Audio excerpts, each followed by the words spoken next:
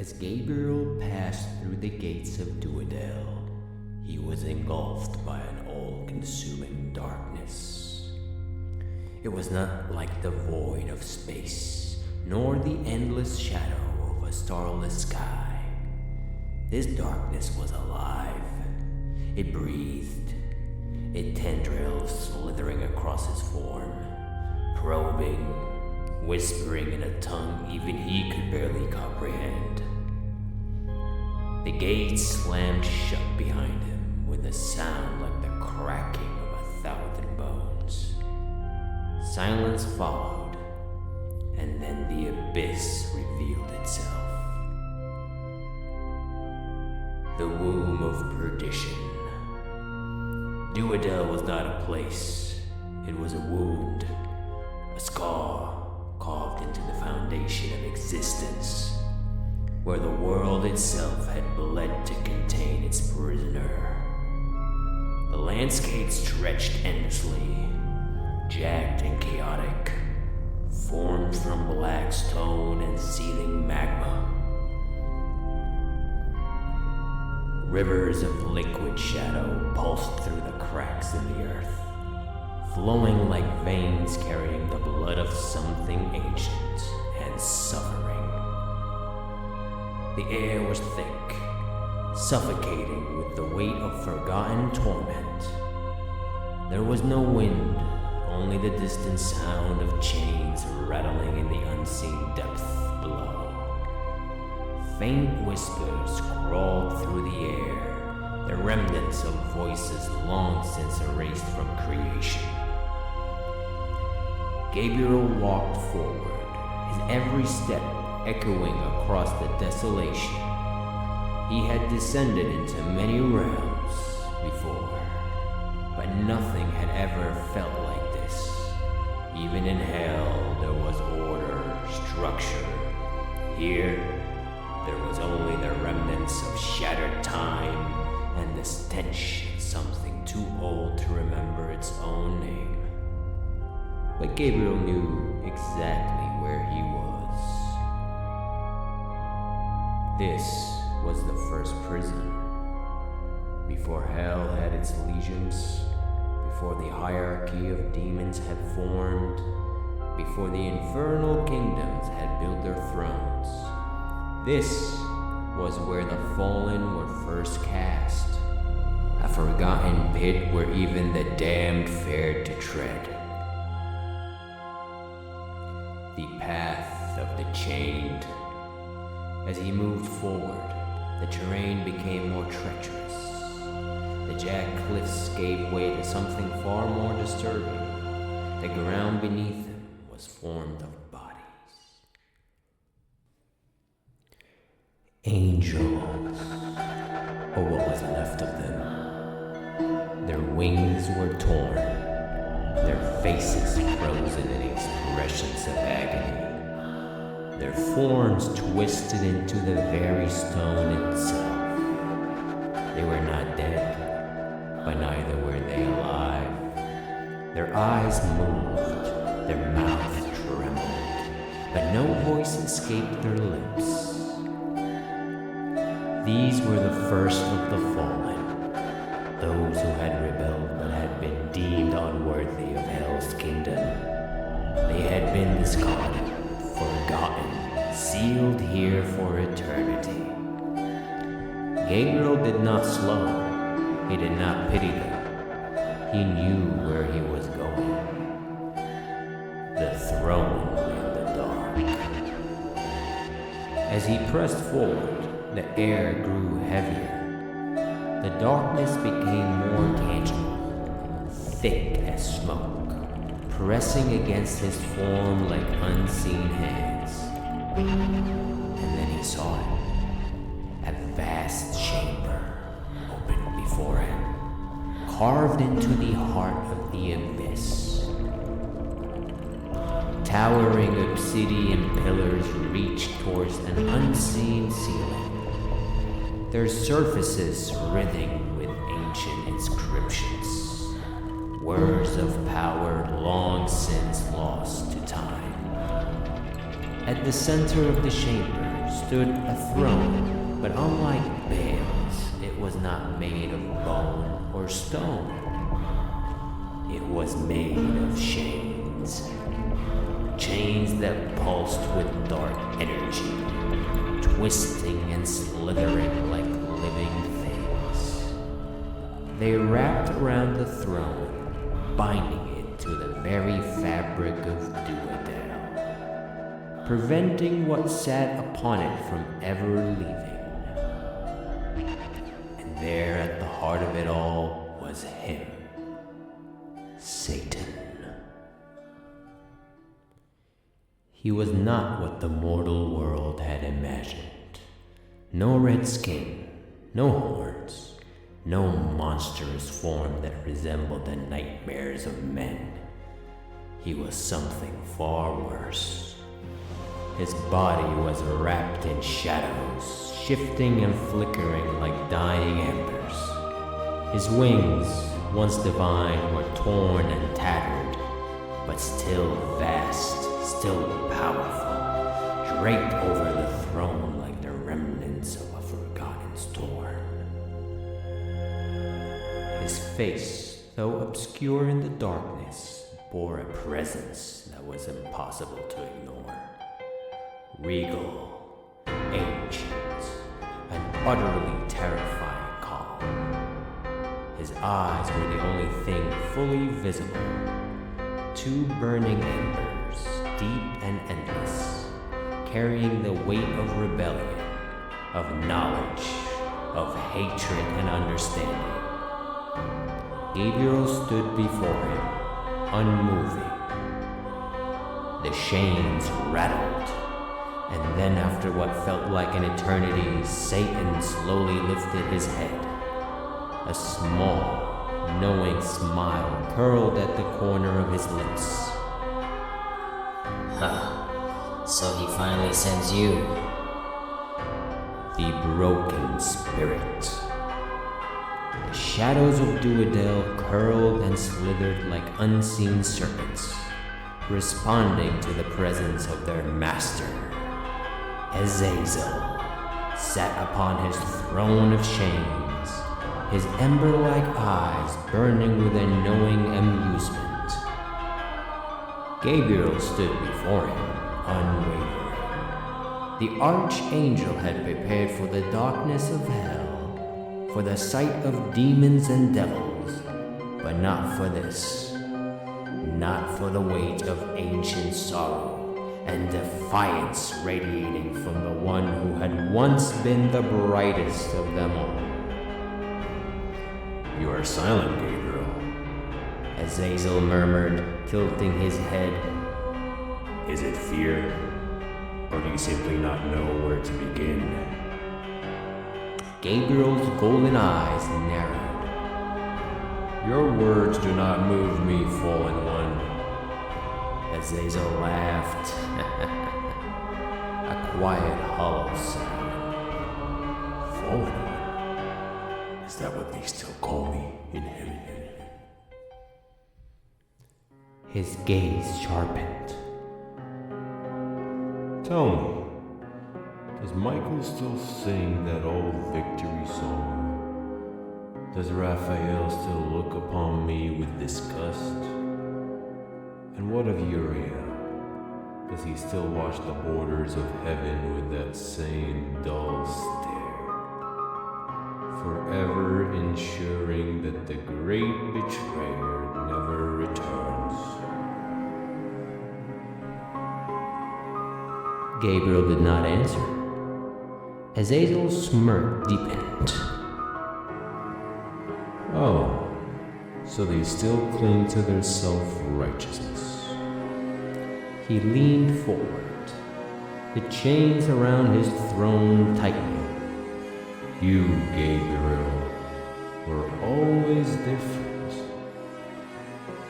You never gloated like the others. You never called for my head. Tell me, do you pity me? No. No? Then you are as cold as ever. Gabriel's expressions did not waver. You speak in circles, trying to provoke me, but your games are meaningless, Azazel. I was sent here for one reason and one reason alone. Azazel's amusement did not fade, but his gaze darkened, as if he already knew what was coming. Then speak, messenger. Gabriel stepped forward, his voice steady. You are to be summoned to heaven. For the first time, silence fell between them. The shadows in the chamber grew still. Azazel's lips barely moved when he finally spoke. Summoned? By the order of the Most High. Gabriel continued. You have broken your imprisonment. You have walked in places where you were forbidden to tread. The spirits of the Nephilim stirred, rising from their ancient tombs, deep beneath the earth. You have freed them. You have defied the decree that cast you here, and for that, heaven demands your presence. A slow, unsettling smile spread across Azazel's face. He did not laugh this time. So he finally speaks to me.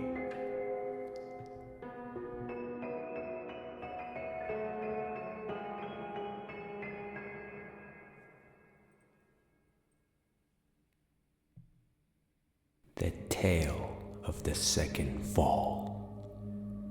Azazel rose from his throne, his movements slow and deliberate, the chains around him grinding like old iron. Do you know why I'm here, Gabriel? He asked, his voice shifting from mockery to something deeper. Something laced with old, forgotten wounds. Gabriel did not answer. They teach you and half-truths in heaven. Azazel continued. They tell you of the first war, how I led the rebellion against him, how I fell with my allegiance into the pit. But they do not tell you of my second fall. Gabriel remained still, listening. After the first war, Azazel said, pacing slowly, I was sent here. No, I was cast into hell. And there I made my throne alongside the others. We built our kingdoms, waged our battles, made our pacts with men. But there was a second war, Gabriel. One even heaven tries to forget. He turned to face the archangel, his fiery eyes burning with old rage. Michael came for me again. The chamber trembled. He descended into hell, blade in hand, and declared that I had gone too far. That I had polluted the earth, that my influence had spread beyond what was allowed. He came with heaven's armies, and this time he did not seek to cast me down. He sought to destroy me. The air grew thick, heavy with the weight of old battlefields. We fought for an eternity, Azazel whispered. And in the end, Michael won. Not by strength, not by will, but ye decreed a punishment crafted by the very hands of the Most High.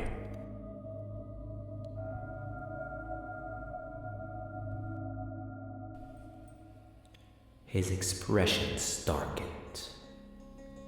He split me. Gabriel's gaze sharpened. He tore my spirit in two. One remained, Azazel, bound in chains, in the depths of Dudael. But the other, Azazel's smirk returned. The other was sent deeper into a slumber beyond even my own. His name was Abaddon. The breaking of chains. A tremor ran through the chamber, a distant sound like the cracking of stone, the rattling of iron, the slow awakening of something long forgotten. Gabriel's expressions hardened. No. Azazel's eyes gleamed. Oh, so you feel it too. The shadows of Dudael twisted.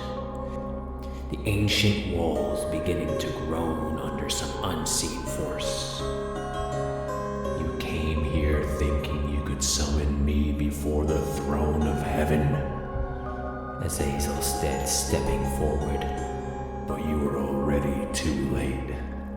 Gabriel, I have not been breaking my own chains. I have been waiting for another's to break first. A monstrous crack split the darkness. The ground beneath them shuddered. And then, from the depth of Dudael, a second presence rose. A wave of darkness surged through the chamber. It was different from Azazel's. It was raw, consuming, endless. It carried with it the scent of war, famine, death, and plague. And with it came a sound, the deafening buzzing of locusts.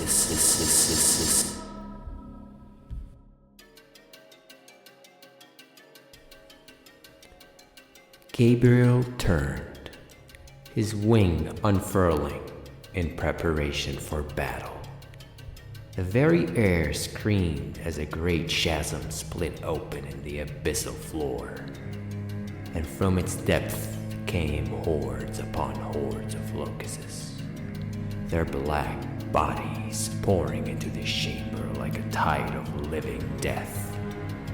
And then he emerged, a towering figure clad in shattered bronze armor, wreathed in swirling darkness. His helm, adorned with jagged spikes, hid his face, but his eyes burned like dying stars. Deep, abyssal pits, filled with nothing but the promise of annihilation. Azazel smiled. Welcome back, brother. The figure exhaled, his voice like a dying wind.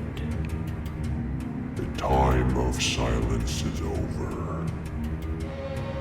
Gabriel stood his ground, but he knew this was no longer a mission. This was war. The Black Herald. The abyss trembled beneath their feet.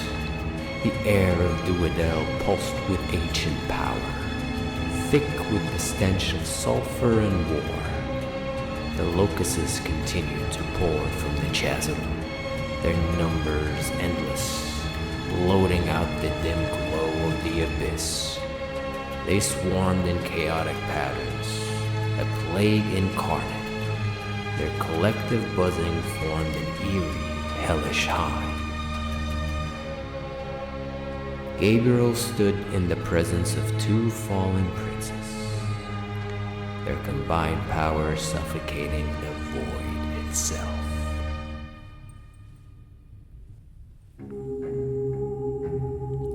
Azazel, the first scapegoat, the fallen star bound in chains. Abaddon, the destroyer, the embodiment of plague and ruin, newly freed from his prison. Together, they stood as twin calamities, the left and right hands of the Great Rebellion.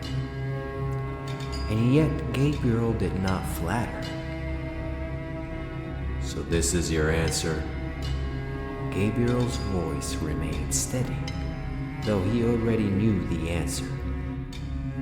You will turn this into war? Azazel smirked, stepping forward, his molten gaze flickering with amusement. And what would you have me do, Gabriel? Prostrate myself before your golden throne? Beg for forgiveness like a dog? His voice was smooth, laced with venom. No. That is your place, not mine. Gabriel remained unmoved. I came here to deliver a decree, not to entertain your theatrics. Azazel let out a short, cold laugh. And I have a decree of my own to deliver. His voice shifted, filling the abyss, stretching beyond the shadows and stone, resonating in ways no mortal ear could comprehend. Let heaven know that the time of submission is over. Let them know that we no longer kneel, that their chains, both seen and unseen, have shattered, that the abyss shall rise once more, and that the stars shall tremble at our return. His fiery gaze burned into Gabriel. Tell your master, Gabriel, we declare war.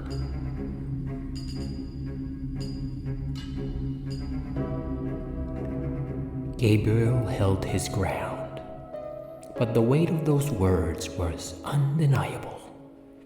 Azazel exhaled, stepping back. His smirk deepened. I will not kill you, Gabriel. He tilted his head, his many chains slithering against his form like living things. You are different from the others. More calculating, more measured, and so I give you a gift. Your life. Go. Crawl back to your shining city. Deliver my words. He paused, then grinned. After all, that is what you do, is it not? A loyal messenger, a lapdog on a leash. Loyal, obedient. He let out a mock sigh. Poor Gabriel. Always the errand boy. Gabriel did not flinch. He only met Azazel's stare with an unwavering gaze. If you march against heaven, you will be cast down a third time. And this time, there will be nothing left of you to recover. Azazel only smiled. We shall see. With a single motion of his hand, the abyss shifted.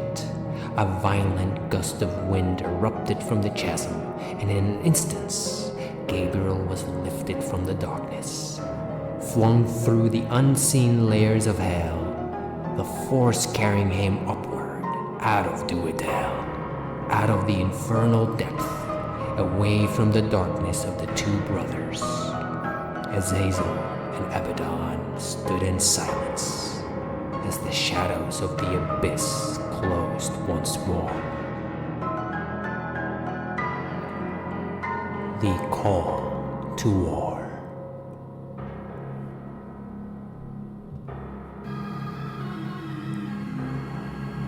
The locusts continued to swarm, their endless buzzing like 1,000 war drums echoing through the void.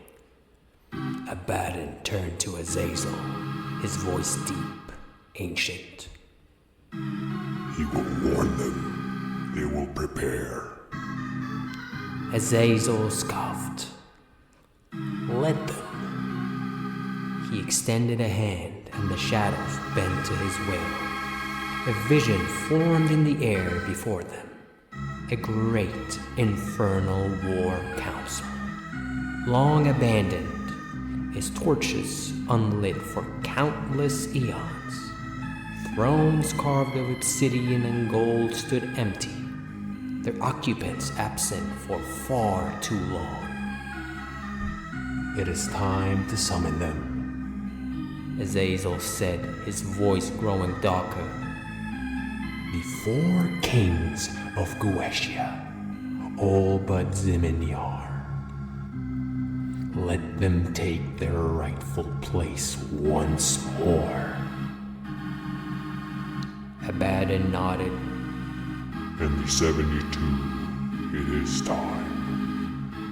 Azazel's smirk deepened as he clenched his fist, and the abyss itself seemed to shudder in response.